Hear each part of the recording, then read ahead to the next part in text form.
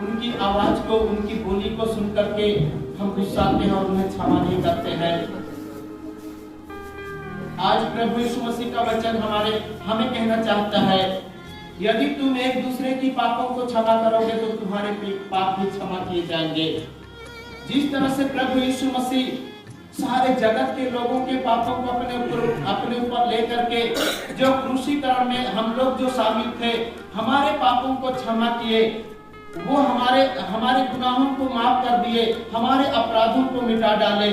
आज हमें भी एक दूसरे के पापों को क्षमा करने की आवश्यकता है।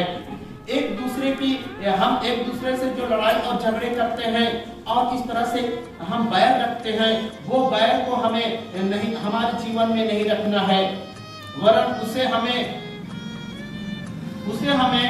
क्षमा कर देना है। तो अभी यहाँ पर हमारे पाप भी क्षमा किए जाएंगे। सचमुच में प्यारो, मैं अपने जीवन में अनुभव किया इस क्षमा शब्द को। मैं बहुत से लोगों से मैं सुना कि पहले उनका पाप क्षमा कर दो। जितना आप गलती किए हैं, जितनी बातें याद आ रही है कि आप जो गलतियां किए हैं, पहले आप उनको क्षमा करिए, पहले आप उनको क्षमा कीजिए, तब आपको पिता परमेश्वर आशीष देंगे। तब पिता परमेश्वर आपको आपके जीवन के अंदर में आएंगे। मैं समझ ही नहीं पा रहा था। मैं ये सोच रहा था कि मैं एक दूसरे का पाप मैं क्षमा करता हूँ, एकदम सहज से कह देता, क्षमा तो करता हूँ मैं एक दूसरे का पाप, मैं दूसरे का पाप क्षमा करता हूँ, और किस तरह से क्षमा करूंगा।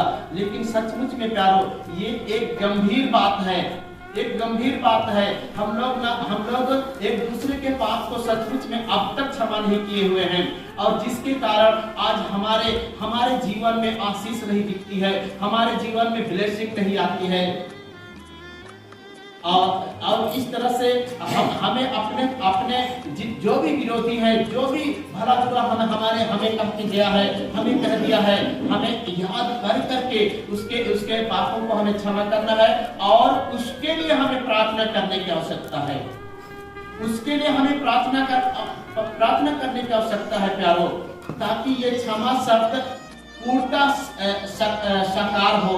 क्षमा शब्द जो है एक दूसरे में अपनी सफलता को लाए, और हमें एक दूसरे के पापों को, गुनाहों को, एक दूसरे के कमी बेसी को हमें देखना है और क्षमा करना है प्यारो। तभी ये जो क्षमा शब्द है, जो प्रभु यीशु मसीह कलवरी क्रूस के ऊपर से हमारे के लिए जो क्षमा शब्द दिए, हमारे पापों को क्षमा किए, वैसा ही आज हमें भी एक दूसरे के पापों को, एक दूसरे के गुनाहों को, एक दूसरे के अपराधों को हमें क्षमा करने की आवश्यकता है। चाहे वो हमें डंडा ही क्यों ना मारे हो, चाहे वो हमें गाली गलौज क्यों ना किए हो, लेकिन उसे हमें भूल जाना है और हमें क्षमा शब्द का इस्तेमाल करना है वहां पर जो प्रभु यीशु मसीह कहते हैं कि यदि तुम दूसरे के पाप को क्षमा करोगे, गुनाहों को क्षमा करोगे, तो तुम्हारे भी पाप क्षमा किए जाएंगे, तभी हमारे पाप क्षमा होंगे। मैं अपना अनुभव, छोटा सा अनुभव शेयर करना चाहता हूँ। यहाँ हम लोग ऐसे 3 दिन का फास्टिंग प्रेयर किए, और फास्टिंग प्रेयर करने के दौरान में हमने एक सिस्टर को हमारे साथ में जोड़ा, और हमने कहा कि आप प्रार्थना करिए, हम 3 दिन के फास्टिंग में बैठे हुए हैं।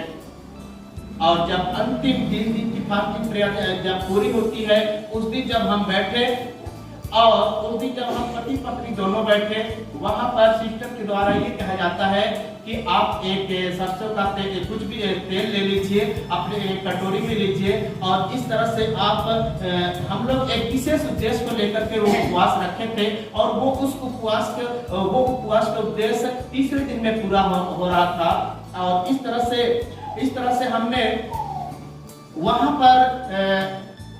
पर जब हम प्रार्थना किए, और इस तरह से सरसों के तेल को जब हम विशेष रूप से पत्नी के लिए हमने रखा था, वो उद्देश्य तो उस उद्देश्य का लास्ट में जब प्रार्थना होती है और जैसे ही प्यारो मैं उनके सिर पर पिता पुत्र और पवित्र आत्मा के नाम से जब तेल को मैं डालता हूँ, अब उनका जब अभिषेक करते हैं, हालांकि वो जो प्रार्थना करने वाली जो बहन थी वो थोड़ा दूर में थी, और जब हम साथ में जब प्रार्थना करने लगे और इस तरह से जब उतना चीज हम करने के बाद में इतनी अच्छी खुशबू हमारे रूम में भर गई प्यारो, मैं उसकी कल्पना तक नहीं किया था।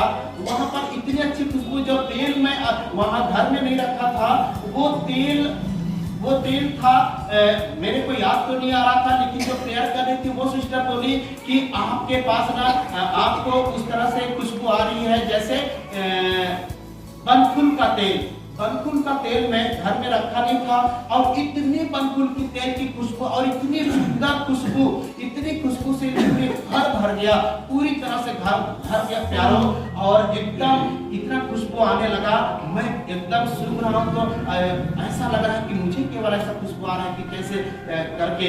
तो सचमुच में मैं उस खुशबू को आनंद किया, परमेश्वर की उपस्थिति को उस दिन आनंद किया, और मैं अपनी पत्नी को पूछता हूँ तो उनको वो खुशबू नहीं आई, और इस तरह से उस खुशबू के द्वारा सचमुच में उस दिन प्रभु यीशु मसीह हमारे घर और परिवार में अपनी उपस्थिति को अंदर में दिए। और इससे पहले बार बार मुझे कहा जा रहा था कि आप अपने हृदय को खोलिए, उस सिस्टर के द्वारा कहा जा रहा था आप अपने हृदय को खोलिए, आपके दरवाजे के बाहर में प्रभु यीशु मसीह खड़े हुए हैं। आप तो बार बार कई दिन ऐसी आवाज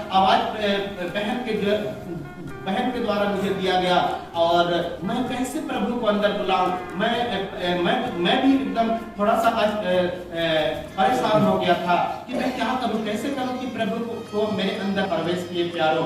हाँ, वहां पर प्रभु यीशु मसीह का खुशबू को मैंने अनुभव किया, और सिस्टर भी वहीं से देख के बोलती है कि भैया आपके घर में आज प्रभु यीशु मसीह स्वयं उपस्थित हुए, और वो क्या देखती है कि दो स्वर्गदूत जो है हमारे पीछे पे खड़ी थी, दोनों पति पत्नी हम लोग बैठ के प्रेयर कर रहे थे, हमारे पीछे वो स्वर्गदूत खड़ी दिखाई देती है। वो बताती है कि आप लोगों के बीच में दो स्वर्गदूत जो है खड़ी हुई है, और प्रभु की उपस्थिति अपनी खुशबू के साथ में प्रभु अपनी उपस्थिति को दिए।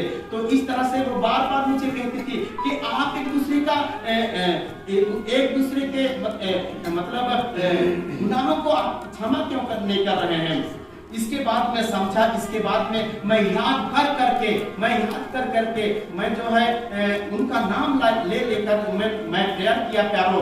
हाँ, मैं उनके साथ लड़ाई झगड़ा किया था, वो मुझे गाली गलौज दिए थे, मैं उनके साथ में मेरा ऐसा हुआ था, ऐसा करके मैंने जब प्रार्थना किया, और इस तरह से वो बात जो है जहाँ करके क्षमा हुआ और प्रभु की उपस्थिति हुई। तो इस तरह से प्यारो हमें क्षमा एक दूसरे को एकदम सा हृदय करना चाहिए, हमें एकदम बैर नहीं रखना चाहिए, और जब तक हम क्षमा नहीं करेंगे तो ये आज का जो पहली क्रूसवाणी जो प्रभु यीशु मसीह जो क्रूस पर से कहे गए हैं, वो हमारे जीवन में सकारात्मक रूप से कार्य उसका नहीं होगा। तो इस तरह से प्रभु यीशु मसीह हमारे जीवन में कार्य करते हैं प्यारो। ये क्षमा का शब्द है और ये प्रार्थना का ये शब्द दो तरह के इसमें हमें दिखाई देता है कि एक तो प्रार्थना, ये लाइन जो है प्रार्थना निवेदन है, और दूसरी बात है कि इस लाइन में क्षमा शब्द है। इस क्षमा शब्द को हमें अपने हृदय में लाने की आवश्यकता है।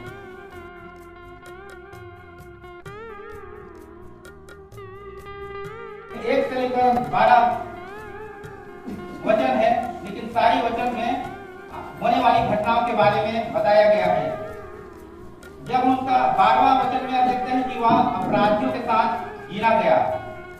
जब यीशु मसीह को पकड़वाया गया शाम के समय, उसमें देखते हैं कि मसाला और लाठी और क्या तलवार लेके उसको एक डाकू के समान पकड़ा गया। उसको पकड़ने जाते हैं उस समय ये सब तलवार लाठी ये सब लेते हुए जाते हैं, लेकिन वह डाकू नहीं था, न उसके जीवन में कोई भी अनुचित काम नहीं किए थे।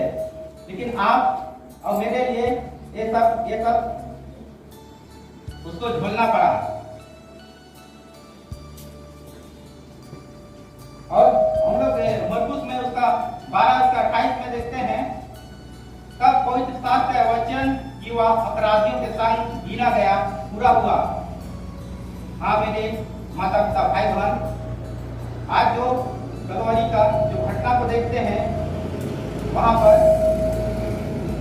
दो व्यक्ति है, जो दो व्यक्ति है और जो चोर और डाकू है, यीशु मसीह के अगल बगल जो टांगे गए हैं। लेकिन वहां उसके बीच में आप और मेरा उद्धार करता, जगत को उद्धार करता मसीह भी क्या कर रहे हैं, वो मृत्यु का दंड को झेल रहे हैं। उसमें से देखते हैं कि एक व्यक्ति, उसमें दो डाकू को टांगे गए हैं, जिसमें से एक डाकू जो रखता है वो यीशु मसीह के क्या करते हैं, तिरस्कार करता है, निंदा करता है और क्या करता है, यदि तू मसीह नहीं, यदि तू मसीह है तो अपने आप को हमें बचा ले कहता है। यहाँ पर देखते हैं प्यारों, वह डाकू, एक डाकू जो था वो अपने पाप को, अपने अपराध को, अपने गुनाह को नहीं मानता है, लेकिन वह कहता है कि यदि तू मसीह है तो अपने आप को हमें बचाने के लिए वह करता है। लेकिन हम लोग आगे देखते हैं कि यीशु मसीह उस डाकू को कुछ नहीं बोलता है, कोई जवाब नहीं देता है, क्योंकि वह एक ढिठाईपन की आत्मा से होकर यीशु मसीह को बोलता है कि अपने आप को हमें बचाने के लिए। और आगे हम लोग वचन में देखते हैं, हमें लिखता है 23:40 में, उसमें दूसरे जो डाकू होता है वह पहले वाले डाकू को कहता है, क्या तू परमेश्वर से भी नहीं डरता, तू भी तो वही दंड पा रहा है। यहाँ पर देखते हैं, जिसे हम मन फिराने वाले डाकू या तो पश्चाताप करने वाले डाकू कहते हैं, उसको भी क्या है, क्रूस पर चढ़ा गया है। वह क्या करता है, पहले वाले डाकू को डांटता है, वो कहता है तू भी तो वही काम कर रहा है, तू भी तो वही दंड पा रहा है जो आज आप और मेरे लिए दिया गया है। लेकिन जो यीशु मसीह के है वह बिना पाप के वो दंड पा रहे हैं।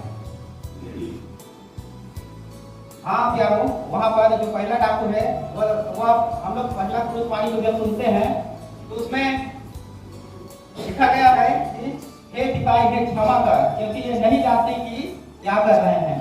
जब पहला डाकू इस वचन को सुना होगा, उसके जीवन में पश्चाताप किया होगा, जाना होगा, वो समझ गया होगा कि यह परमेश्वर का पुत्र है, तभी तो वह पहले डाकू को कहता है, क्या तू नहीं डरता, क्या तू परमेश्वर से भी नहीं डरता। मेरे माता पिता भाई बहन, हम लोग आगे देखते हैं, वहां पर मिलता है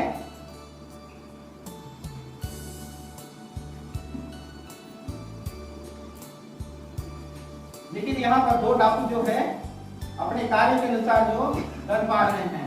जो रोमी साम्राज्य में जो धारा जो धारा था, उस धारा के अनुसार वो लोग दंड पा रहे हैं। लेकिन यीशु मसीह का जो कोई भी धारा नहीं था, उसके लिए कोई भी धारा लागू नहीं किया था, वह निर्दोष है।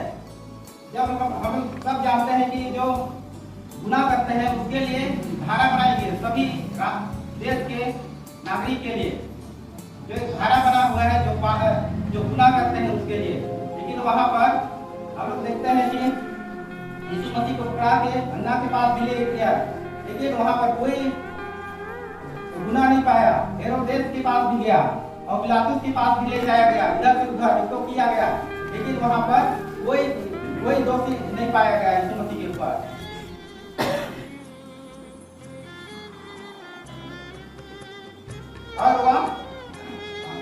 और देखते हैं कि वे अपने अपराधों के दंड पा रहे थे। वो दोनों डाकू हैं, वो अपने अपराधों के दंड पा रहे थे।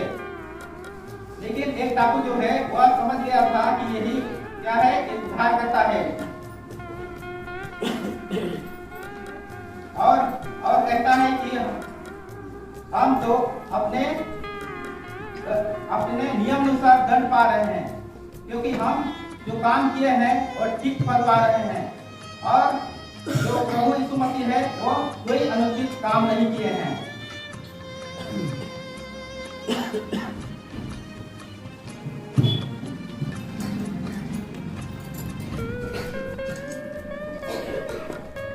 यहाँ पर दूसरा डाकू यीशु मसीह के बारे में हाँ हो सकता है कि सुना था होगा कि यह रोगियों को चंगा करता है, पापियों को क्षमा करता है और मुर्दे को भी जिलाया था।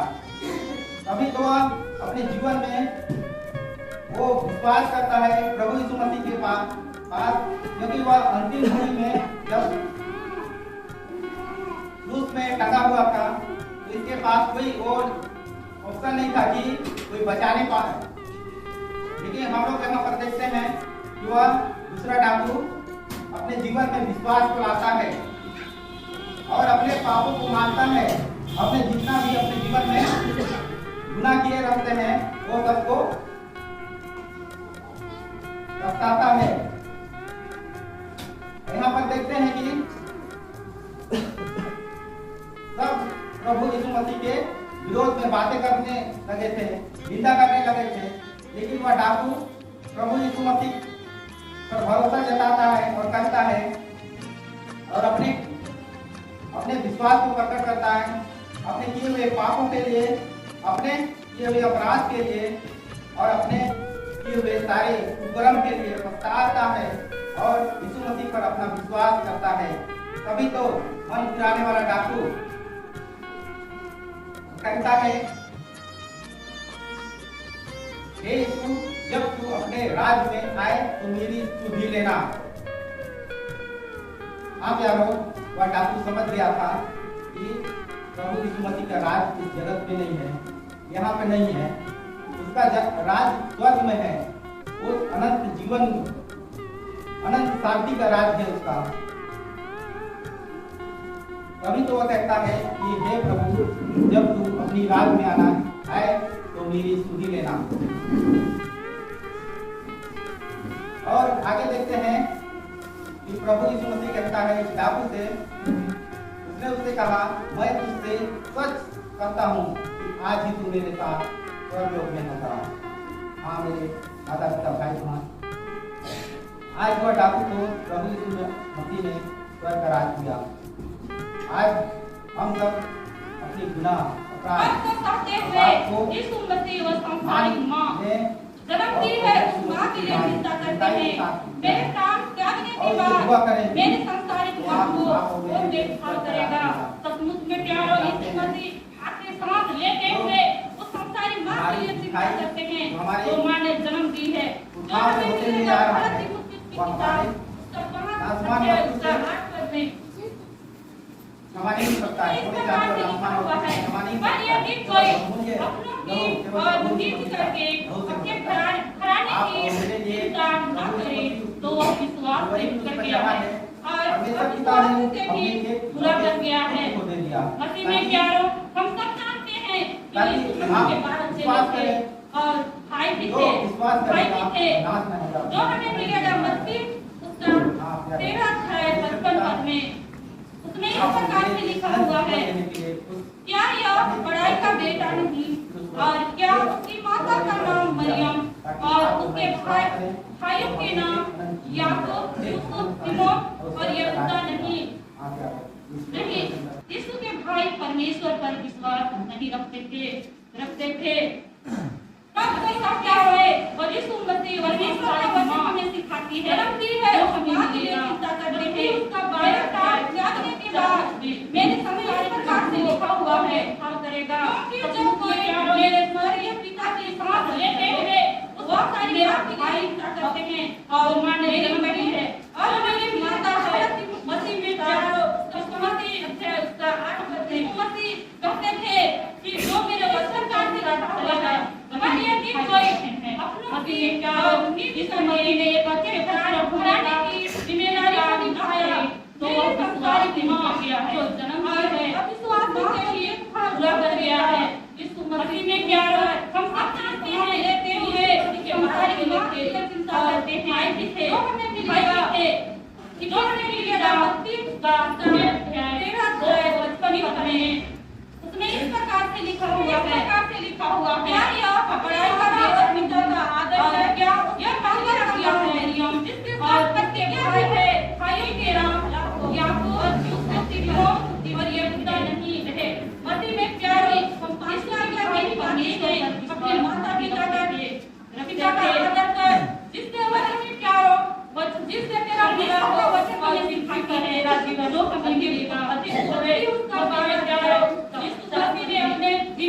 विश्वास से लिया हुआ है। अपने बेटे होने का मेरे स्वर्ग के पिता ने पूरा किया है। मसीह में प्यारो मेरा यूहन्ना एक बपतिस्मा देने वाला मेरी बहन यूहन्ना और मेरी माता है। मसीह में प्यारो एक यीशु मसीह वह परमेश्वर के यीशु मसीह के वचन है कि जो मेरा वचन परमेश्वर के नजदीक रखा था। और मसीह में प्यारो यीशु मसीह ने एक अच्छे पुत्र होने का जिम्मेदारी को निभाया। मेरे संसारिक माँ मरियम मगदलीनी उस माँ को देख परमेश्वर के द्वारा लेते हुए संसारिक माँ का कहते हैं तो हमें मिलेगा अपने संसारिक माँ को देखभाल करने के लिए। तो इससे वह विवेक रखता था। वह यूहन्ना को कहते लिखा हुआ है अपनी माता और पिता का आदर कर। यह पहली आज्ञा है। माँ मरियम की क्या आज्ञा भी है हम तेरा सकते हैं और करते हैं। उस समय मरियम के दिल में क्या बीती होगी आज हमारी माता पिता का आदर कर घबरा जाते हैं। मसीह में प्यारो अपनी माता को हे नारी मसीह में प्यारो परमेश्वर मसीह ने अपने जिम्मेदारी को निभाया। उसके बेटे होने वाला मिलेगा यूहन्ना ने पूरा किया। मसीह में प्यारो यूहन्ना एक बपतिस्मा देने वाला था। इस प्रकार से लिखा हुआ है एक उद्धार जीवन पाया हुआ ये इसलिए लिखे गए हैं कि तुम विश्वास करो वचन के अनुसार यीशु ही परमेश्वर का नाम है और विश्वास करके उसके नाम से जीवन प्रचार करने वाला था। मरियम मगदलीनी परमेश्वर के द्वारा विश्वास करो। दूत ने उससे कहा मरियम अपने परमेश्वर को देखभाल करने के लिए मसीह में प्यारो हम जानते हैं कि मरियम को अपना आत्मा के द्वारा जब यीशु मसीह को रूप में लौटा देता है। इस मरियम ने क्या करता थी परमेश्वर का पुत्र है। सकते हैं यीशु ने मरियम को उस समय मरियम नारी में क्या समिति होगी। आज हमारे मरियम की बड़ी जो लगते हैं से हम भी यही जानते हैं। मसीह में प्यारो यीशु ने अपनी माता को हे नारी के द्वारा कि तेरा परमेश्वर द्वारा प्रभु यीशु इससे प्यार से हमें मिलेगा यूहन्ना की किताब का 3 अध्याय इसमें इस प्रकार लिखा हुआ है परमेश्वर ने जगत से ऐसा प्रेम रखे गए हैं कि तुम विश्वास करो यीशु ने परमेश्वर का आश्रय दी है और विश्वास करके जीवन पाए के नाम से जीवन पाओ। इन और भी वचन निकालेंगे ना दुरुस्त कहते हैं एक संसारिक माँ की जिम्मेदारी को मैं इस प्रकार से निभाया उससे हमें भी हे मरियम का पिता हो क्योंकि परमेश्वर को हमें भी यीशु मसीह की तरह में प्यारो में जानते हैं कि मरियम को एक आत्मा के द्वारा गर्भवती धारण हुई थी। यहाँ स्पष्ट होता है यीशु तुम्हारी मरियम का पुत्र नहीं परमेश्वर का पुत्र है। इसलिए यीशु ने मरियम को हे नारी कह के संबोधित किया। जिब्राइल स्वर्गदूत ने मरियम के मंगेतर यूसुफ से भी यही बात की। यीशु मरियम का पुत्र नहीं वह पवित्र आत्मा के द्वारा गर्भवती हुई थी। परमेश्वर के वचन के द्वारा ही प्रभु यीशु इस जगत में आया। जो हमें मिलेगा यूहन्ना की किताब उसका 3 अध्याय 16 पद में इसमें उस प्रकार लिखा हुआ है क्योंकि परमेश्वर ने जगत से ऐसा प्रेम रखा कि उसने अपना एक लौता पुत्र दे दिया ताकि जो कोई उस पर विश्वास करे वह नाश न हो परंतु आनंद जीवन पाए।